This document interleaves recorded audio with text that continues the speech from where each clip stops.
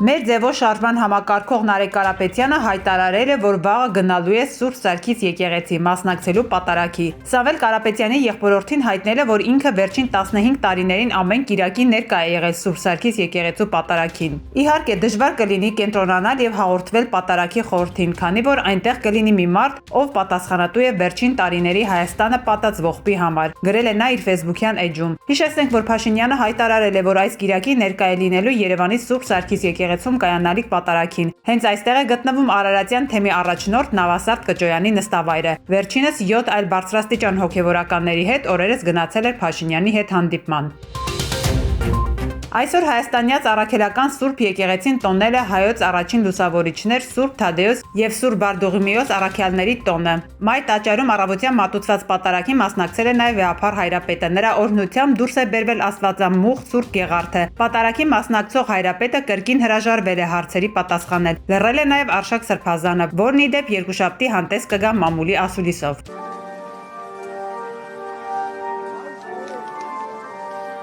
Վեհափար հնարավոր է ճնշումների ներքո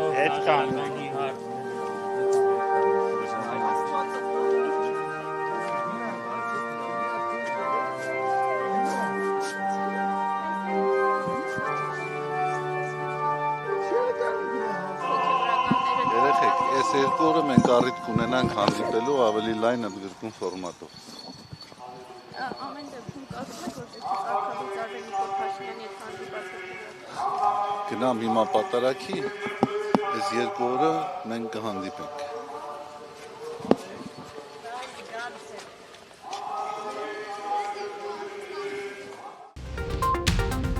Երեք օր անց քննադատություններին է պատասխանել Արցախի թեմի առաջնորդը, որը 7 եպիսկոպոսների հետ գնացել էր Նիկոլ Փաշինյանի հետ հանդիպման։ Վրթանե Սրբազանն իր Facebook-յան էջում գրել է, որ հանդիպմանը մասնակցել է որպես Մայր Աթոռի եպիսկոպոսած հանձնախմբի անդամ, եւ այն որևէ առնչություն չունի եւ չի կարող ունենալ Արցախի հիմնախնդրի եւ մեր հայրենակիցներին հուզող հիմնահարցերի հետ։ Եղել եմ կամ եւ միշտ լինելու եմ իմ հոտի կողքին իր ոտնահարված իրավունքների համար տարվող պայքարում, գրել է նա։ Նշենք, որ սոցցանցերում քաղաքացիներն իրենց վրթովմունքն էին հայտնել, թե ինչպես կարող էր Արցախի թեմի առաջնորդը գնալ հանդիպման Փաշինյանի հետ, որն ավելի վաղ կոչ էր արել լուծարել Արցախի թեմը։ Ի դեպ, ժամանակին հենց Վրթանե Սրբազանն էր ասում, որ բլոկադայից առաջ Արցախ այցելող միակ պաշտոնատար անձը հայոց Հայրապետն էր։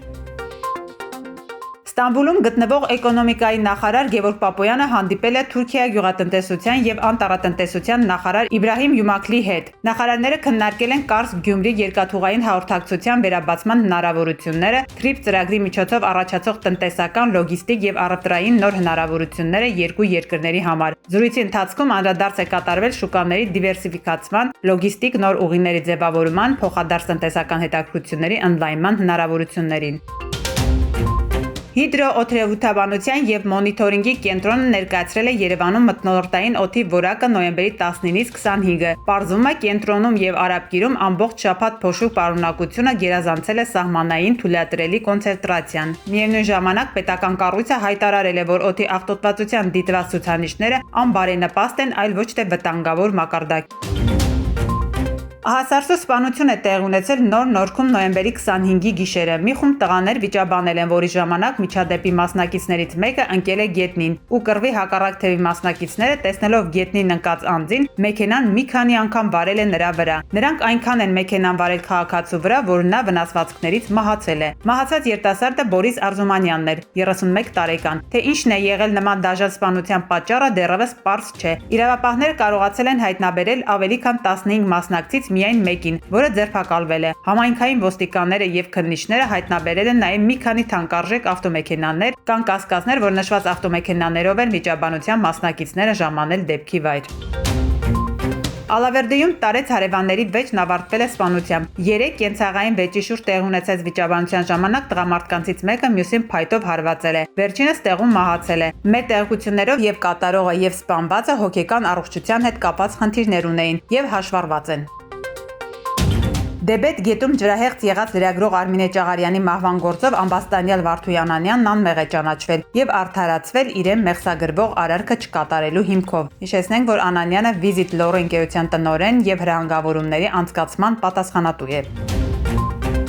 Հանրապետության տարածքում դեկտեմբերի 1-ից 3-ը առանձին շրջաններում սպասվում են տեղումներ։ Լեռնային շրջաններում գիշերային ժամերին ձյան եւ ձեռնախառն անձրևի, հովտային շրջաններում անձրևի տեսքով։ Օդի ջերմաստիճանը աստիճանաբար կնվազի 3-ից 4 աստիճանով։ Երևանում դեկտեմբերի 1-ին սպասվում է անձրև։